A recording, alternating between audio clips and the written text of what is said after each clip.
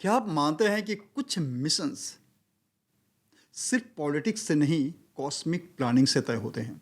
क्या कभी आपने सोचा कि एक देश की ग्लोबल यात्रा सिर्फ विदेश नीति नहीं, नंबर्स की शक्ति भी होती है?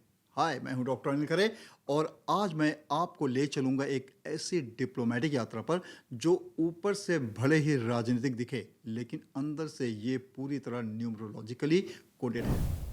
59 नेता, 59 नेता, 33 देश, 7 टीमें और हर एक निर्णय, हर एक नाम, हर एक तारीख एक अदृश्य गणना से जुड़ा है। और अगर आपने आज का वीडियो अंत तक देखा तो आपको समझ आएगा कि न्यूमरोलॉजी सिर्फ भाग्य नहीं बदलती, ये राष्ट्रों की दिशा भी तय करती है। चलिए शुरू करते हैं इस अद्भुत मिशन की गिनती से। इंडिया की गवर्नमेंट ने हाल ही में एक 59 मेंबर का विशाल डेलीगेशन घोषित किया जो 33 देशों की यात्रा पर निकलने वाला था। अब आप सोच रहे होंगे इसमें न्यूमरोलॉजी कहाँ से जुड़ गई, तो आइए शुरुआत करते हैं नंबर से, क्योंकि जहाँ एनर्जी होती है वहाँ नंबर्स हमेशा विस्पर करते हैं। 59 इस अंक को अगर जोड़ा जाए 5+9 तो 14 आता है और 1+4 को जोड़ने पर 5 आता है। न्यूमरोलॉजी में 5 का संबंध होता है मरकरी से, बैलेंस, कम्युनिकेशन, इंटेलिजेंस, डिप्लोमेसी और मूवमेंट का ग्रह। यानी यह पूरा मिशन एक मरकरी आधारित मिशन है, तेज गति से, चतुराई से भारत की सच्चाई को दुनिया के सामने रखने के लिए। अब बात करते हैं 33 देशों की। यह कोई रैंडम संख्या नहीं है, बल्कि एक हाईली सिंबॉलिक अंक है। 33 एक मास्टर नंबर माना जाता है, जिसे कहा जाता है ड्रीमर्स, डूअर्स एंड बियॉन्ड और मास्टर टीचर। यह नंबर दर्शाता है इमोशनल अपलिफ्टमेंट, ग्लोबल कंपैशन और उच्च उद्देश्य की सेवा। अब अगर हम 33 को जोड़ें, 3+3 यानी 6, और 6 का प्लैनेट होता है वीनस, यानी शांति, कला, सौंदर्य, आकर्षण और संतुलन का ग्रह। तो इस यात्रा की गहराई सिर्फ राजनीतिक नहीं, बल्कि एक डिप्लोमेसी भी है, जहां मैसेज को संवेदनशीलता और सौंदर्यपूर्ण शैली में रखा जाना है। वेनस और मरकरी जब साथ काम करते हैं तो डिप्लोमेसी न केवल असरदार होती है बल्कि ग्रेसफुल भी होती है। इंडिया ने इस मिशन के जरिए एक साफ मैसेज दिया, हम युद्ध नहीं चाहते, हम शांति की ओर दुनिया को लीड करना चाहते हैं, लेकिन सच्चाई के साथ, संकल्प के साथ। अब डेलीगेशन को डिवाइड किया गया था 7 ग्रुप्स में और 7 का संबंध होता है केतु से, रहस्य, आध्यात्मिकता, कार्मिक क्लिंजिंग और डीप ट्रांसफॉर्मेशन का प्रतिनिधित्व करने वाला ग्रह।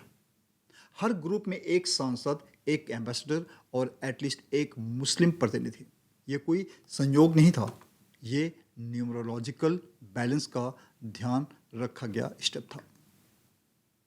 केतु यानी वो शक्ति जो सरफेस के नीचे छिपी सच्चाइयों को उजागर करती है। तो ये समूह दुनिया को सिर्फ फैक्ट्स नहीं बताने वाला है, ये उन्हें वो दिखाने वाला है जो वो देखना नहीं चाहते। तो डिप्लोमेसी में आता है तेज कम्युनिकेशन यानी मरकरी, ग्रेसफुल मैसेजिंग वेनस और स्पिरिचुअल डेप्थ यानी केतु।